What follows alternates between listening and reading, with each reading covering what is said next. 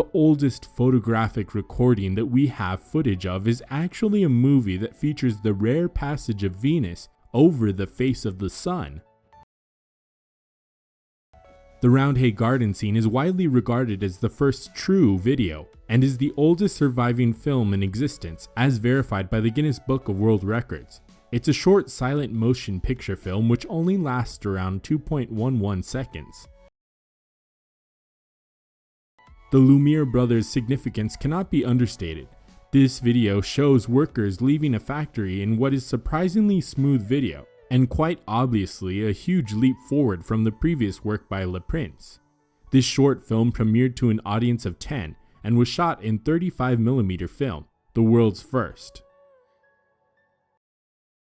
In 1894, a young French aristocrat, Baron Pierre de Coubertin, called a gathering of sports leaders to establish the International Olympic Committee and to revive the ancient concept of the Olympic Games.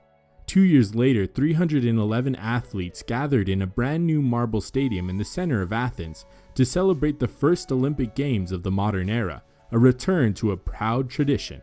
Although the title says this to be the Olympics in Athens 1896, the video is most likely from 1906, as it features events which were not part of the 1896 Games.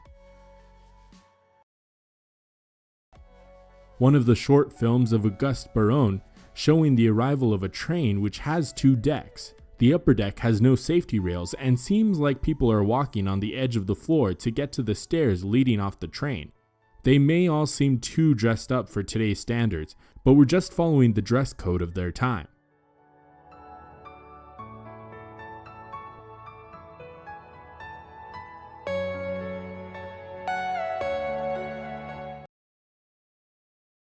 Robert Paul is a largely forgotten name today, but he was a major pioneer of British cinema.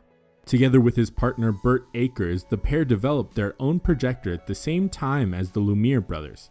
This video of the Switchback Railway was shot on their prototype camera, an amazingly different design that did share a few fundamental similarities with the Lumiere brothers' design, but was also very different.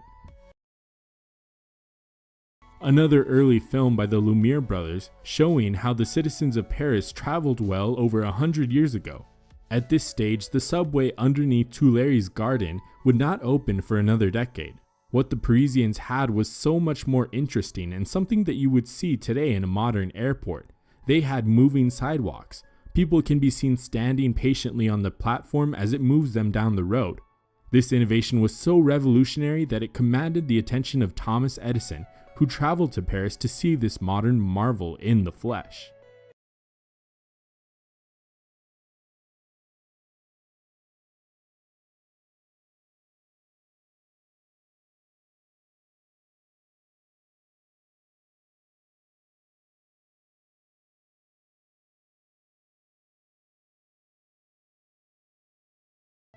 In 1896, the Lumiere brothers opened cinematography theaters in London, Brussels, and New York City.